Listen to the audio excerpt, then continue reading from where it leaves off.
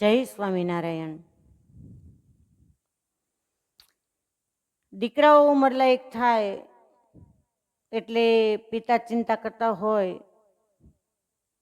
કે મારો દીકરો શું કરશે, પણ દીકરી જ્યારે ઉંમરલાયક થાય ત્યારે દીકરી વિચાર કરતી હોય કે હવે મારા પિતા શું કરશે। કેમ કે જે દીકરીને આપણે પારકી થાપણ કહીએ છીએ, જન્મ થાય ત્યારથી સંસારીના જીવનની અંદર એના માટે એક સૂત્ર નક્કી થઈ જાય, તે દીકરી પારકી થાપણ કહેવાય। એને નક્કી જ કરી નાખ્યું હોય કે આ ઉંમરલાયક થાય એટલે એને પરણાવી દેવામાં આવશે, પછી આપણી નહીં રહે। ગમે તે રીતે દીકરીનો ઉછેર કરવામાં આવે, પણ એ પાત્ર જ પરમાત્મા એવું ઘડ્યું હોય કે એના મોઢામાંથી ક્યારેય એ શબ્દ નહીં નીકળે કે બાપુજી ભાઈના માટે આ વસ્તુને મારા માટે કેમ નહીં। ઈશ્વર સમજ શક્તિ જે તત્વની અંદર એવી મૂકતા હોય, અને એટલી જ દીકરીને મા બાપના દિલનો ટુકડો કહેવામાં આવે છે, એનો હૃદયનો ટુકડો કહેવામાં આવે છે। ને કાયમના માટે હું કહું છું કે મા બાપની જે દિલની વાતને સમજનાર કોઈ તત્વ હોય ને તો એ દીકરી છે। અને દીકરી ખુલ્લા દિલથી જો કોઈને કહી શકે એવું કોઈ પાત્ર હોય તો એની માતા છે। પરસ્પર લાગણીઓનો પિંડો કરી અને પરમાત્મા દીકરી તત્વને બનાવતા હોય છે। અને કાયમ મારી એક ટકોર હોય કે દીકરાની સગાઈ કરો ત્યારે થોડું ઘણું જતું કરશો તો ચાલશે, 2-5 વ્યક્તિને નહીં પૂછો તો એ ચાલશે, પણ જે ઘેરે તમારે દીકરી આપવાની છે ને ત્યાં 100 વાર વિચાર કરજો કે દીકરીને તમે જે ઘરે આપી રહ્યા છો, જ્યાં પરણાવવા માગો છો, એ ઘરે તમારી દીકરી સુખી રહી શકશે ખરી? કેવળ અને કેવળ સંપત્તિ, પૈસાની જાહો જલાલીમાં દીકરીને ક્યારે વેચી નહીં નાખશો। કેમ કે આજે તો જો કે એ પ્રશ્ન બહુ ઓછો જોવા મળે છે। પહેલાનો એક સમય એવો હતો કે રૂપિયા લઈ અને દીકરીઓ પરણાવવામાં આવતી હતી, અને કઠણાઈ એ વખતે એવી હતી। આજે તો ઘણો સમાજની અંદર સુધારો છે કે જે પિતાને ત્યાંથી કરિયાવર દાયજો કંઈક ઓછો લાવવામાં આવ્યો હોય તો પણ દીકરીઓ ઉપર ફોર્સ કરી એના મેણા મારી અને દીકરીઓ ન પાછી આવી શકે। આજની જેમ નહોતું કે કોઈએ કાંઈ કીધું ને ઠેલો ભરીને પાછા, પણ એ આબરૂના પ્રશ્ન હતા। સમાજની અંદર મોઢું શું બતાવવું, અને દીકરીઓ પોતે પોતાનું જીવન ટૂંકાવી નાખતી, અને ન ટૂંકાવે તો એવા ઘણા પરિવારો છે કે પુત્ર વધુને મોતને ઘાટ ઉતારી દે દાયજા માટે થઈને। આજે તો સરકારના કાયદા કાનૂનના કારણે કોઈ કંઈ કરી શકતા નથી, પણ ઘણી જગ્યાએ મા બાપે થોડી ઘણી ભૂલ એને જતી કરતા, જેની અવગણના એમ કહેવાય કે કરી ન હોય, અને એમ કે બધું સારું છે તો આ એક જતું કરો, બધું હરખું ના મળે, અને એના કારણે દીકરીને પરણાવી દીધી હોય, અને ફેલ ફિતૂરની અંદર જેની સાથે એની જિંદગી કાઢવાની છે એવા માણસની સાથે પોતાનું જીવન કેમ નિભાવવું, એ રાત્રિ દિવસ એ દીકરી જાગતી થઈ જાય કે હવે શું કરવું।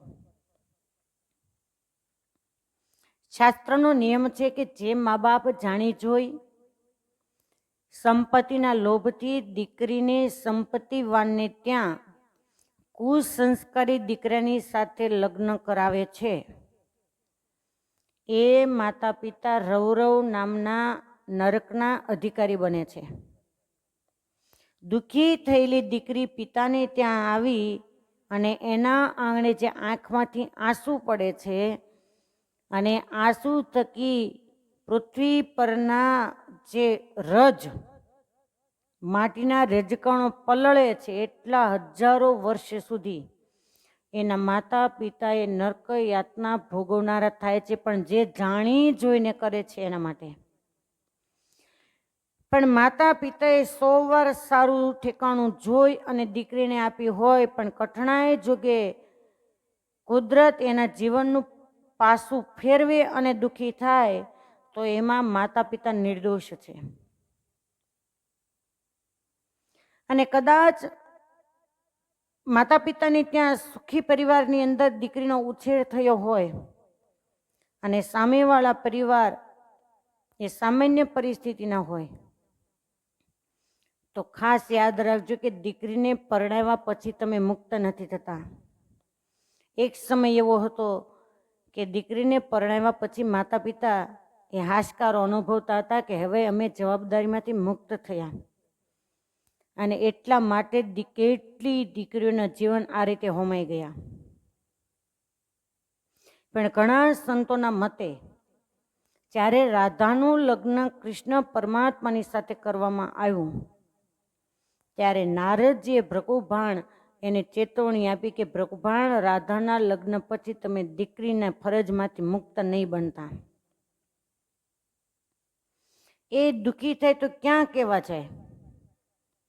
અને 5 પૈસા તમને પરમાત્માએ આપેલા છે તો એની હકદાર તો એ છે જ, પણ એ લેતી નથી.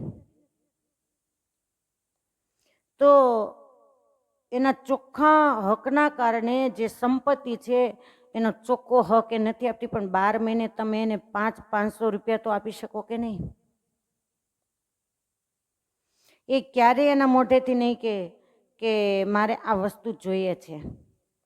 અને પૈસા ન આપો તો કાંઈ નહીં. કેટલા પરિવારો એવા જોયા છે કે દીકરીઓના માટે જ્યાં સુધી માતા પિતાનું સ્થાન પિયરમાં છે ને ત્યાં સુધી જ પિયર એનું પિયર છે, બાકી માતા પિતાનું સ્થાન ગયા પછી એનું પિયર એના માટે મોટામાં મોટો જુનાગઢના ગિરનાર જેવો એનો ઉમરો બની જતો હોય છે.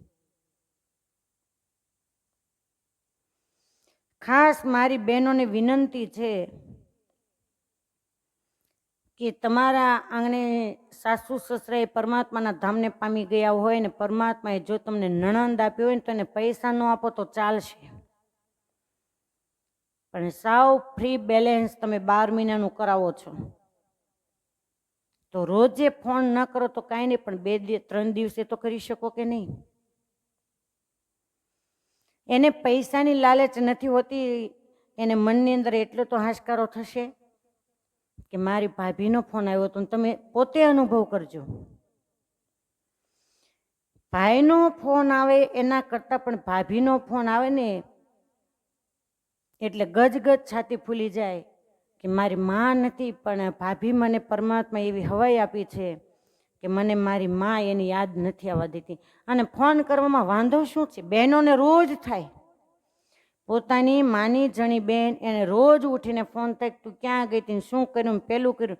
એની ભાભી એના પિયરમાં ફોન કરે ને તો કે રોજને રોજ મારી ભાભી પિયરમાં ફોન કરે છે, તો તું ક્યાં કરે છો? તો જેમ બેનને ફોન કરવાનું મન થાય ને તો ક્યારેક નણંદનો નંબર તો ફોનમાં તો હશે જ ને,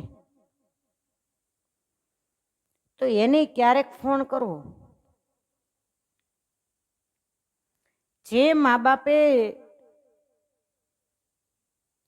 તમને પુત્રવધુ તરીકે સ્વીકાર્યા એનો મતલબ એવો નહીં કે પછી તમે એ સંપત્તિના માલકીન બની અને પરિવારના કોઈ પણ પાત્ર એની ગણના નહીં કરતા તમે માલિક બની જાઓ. તમે પણ કોઈકની દીકરી છો, તમને જો તમારા પિયર તરફથી કંઈક આશાઓ હોય તો તમારા ઘરની દીકરીની પણ કંઈક આશાઓ છે. પણ ઘણીવાર એવું થાય કે નણંદ દીઠી ગમે નહીં અને પોતાની દીકરી તો એને કાળજાનો કટકો હોય,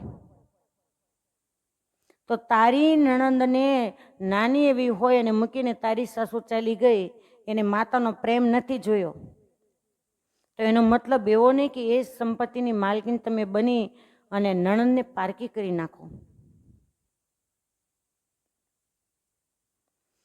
માટે જે સસુર પક્ષની અંદર દીકરી પરણાવવામાં આવે એની સગાઈ જોતા પહેલા 100 વાર વિચાર કરજો કે દીકરી ક્યારેય ફરીને દુઃખી ન થાય ને એની ચકાસણી કર્યા પછી જ એની સગાઈ કરજો. બાકી આજકાલ રાત્રે અડધી રાત્રે લેલું થઈ અને આવનારા એ જમાઈ, ઓલા નથી કહેતા જમ તું આવ અને લઈ જાય, આનું નામ જમાઈ, આવું બોલતા હોય છે લોકો. અને હકીકતની અંદર અત્યારે આ વ્યસનની અંદર ફસેલા આજના યુવા પેઢીના યુવાનો એ યમદૂતો તો કદાચ એમ માની શકાય આપણે કે જેવા જેના કર્મ એના દંડ આપે છે, અને ધર્મ રાજાની આજ્ઞામાં રહીને એના વિરુદ્ધ એ કોઈ કામ કરતા નથી. પણ આ પૃથ્વી પરનો હાલતો ચાલતો ખાલી જગ્યા જેને કહી શકાય, એ કોઈની આજ્ઞામાં નથી, એના માતા પિતાની આજ્ઞામાં નથી, ભાઈઓની આજ્ઞામાં નથી, કુટુંબ પરિવારની આજ્ઞામાં, અને જેમ ફાવે એમ સ્વતંત્ર ને સ્વચ્છંદી જીવન જીવી અને ફરતા હોય તો એવા ઘરે દીકરી દેતા પહેલા 100 વાર વિચાર કરજો કે નાકના જ્યાં ત્યાં તમે કેવળ સંપત્તિના આભાસમાં દીકરીઓ દઈ દેશો તો ક્યારેય સમાજની અંદર આ વ્યસનની અંદર ફસેલા યુવાનો વ્યસનમાંથી અટકશે નહીં. અને હું તો ત્યાં સુધી કહું કે આજે તો કંઈ એવું જોવા નથી મળતું કે મા બાપ કે અને દીકરી કરી નાખે. હા, ક્ષત્રિયોમાં હજી રિવાજ છે કે જ્યાં માતા પિતા કહે ત્યાં જ દીકરી એ જતા હોય છે, એની સગાઈ થતી હોય છે, અને એ પણ બહુ સમજી વિચારીને મા બાપ એનું ઠેકાણું ગોતતા હોય છે. પણ અન્ય સમાજની અંદર મા બાપ નક્કી કરે ને એમ કે બધી વાતે સારું છે, અને આજ તો તમારી ફેશન, વાતચીત કરો ને જે કરો તે, ત્યારે બધું હું પૂછતા હશે મને ખબર નથી, પણ એક વાત પૂછી લેવી કે માવો તમાકુ કે બીડી કે કંઈ ખાવો પીવો છો? અને એમ કે ના બીજું કાંઈ નહીં, પણ એક ખાલી પડીકી ગુટકા ખાઉં છું. હાથ જ જોડી દેજો, સંપત્તિની કઈ દિવાસળી મૂકો. એક પડીકી ખાતા હોય ને એની સાથે તમે હથેવાળો નહીં કરતા તો જાશે ક્યાં સમાજ? પણ આજ તો એમ કહી દે કે પડીકી કઈ વ્યસન કહેવાય? આટલું બધું સારું ઠેકાણું સમાજમાં એની નામના છે, અને નાના એવા વ્યસનના કારણે કાંઈ મૂકી દેવાય? હા, મૂકી દેવાય. નહીં મૂકો ને તો એક દિવસ એ તમને ભયંકર રોગની અંદર પીડાય અને તમારા પરિવારને રખડતા મૂકી દેશે, અને ત્યારે તમારી પાસે રડવા સિવાય કોઈ જ ઉપાય નહીં હોય. એટલે ક્યાંય પણ નાનું મોટું વ્યસન હોય ને તો દીકરીની સગાઈ કરવી નહીં, અને દીકરીઓએ જ આ બાબતે ના પાડી દેવી. બેન્ડ વાજા ન લાવે તો કાંઈ નહીં, ભલે ઢોલ લઈને આવે, ત્યાં જવું સારું, પણ પી પીને આવતા હોય ત્યાં બિલકુલ હા જ ન પાડવી. અને વિશેષ સમાજની અંદર અમારે કાંઈ ઉપદેશ દેવાની જરૂર નથી, અને ઘર ઘર ઠેકાણે ઠેકાણેના અનુભવી તમે જ છો ને તમે જ આવીને અમને કહેતા હો કે આવું સમાજમાં છે. અને આજની તમારી ફેશન એ હદવાળી છે. ઘણી વાર એમ કે આટલો બધો ખર્ચો લગ્નની અંદર કેમ કરતો કે એક ને એક જ છે, વારી ઘડીએ ક્યાં પ્રસંગ આવવાનો છે, હવે વારી ઘડીએ ક્યાં આવવાનો છે બોલવાનું જ નહીં. કોને ખબર, ગણપતિ બાપાની પૂજા વિધિ તો બિચારા બ્રાહ્મણ હરકી કરાવતા જ હશે, પણ 5-15 દિવસે એની જાન પાછી આવે. ભગવાન જોકે સૌનું મંગલ જ કરે, પણ આવું બનતું હોય છે. કેમ કે આજે બધાને સ્વતંત્ર અને સ્વચ્છંદી જીવન જીવવા છે, માટે વિશેષ કાંઈ જરૂર નથી. તમારે ફેશનના યુગની અંદર મર્યાદાઓને નેવે મૂકવામાં આવી છે. કોઈનો કોઈને મોભો નથી, કોઈનું માન નથી, કોઈની કોઈને લાજ શરમ નથી. એવા આજના આધુનિક યુગના લગ્નો છે, અને કંઈ ખોટું નહીં કીધું. આજકાલના યુવાનિયાએ નેવે મૂકી લાજ, કહો ને ક્યાંથી રીજે ઘનશ્યામ, એના જેવી પરિસ્થિતિ છે. અસ્તુ, બધાને જય સ્વામિનારાયણ.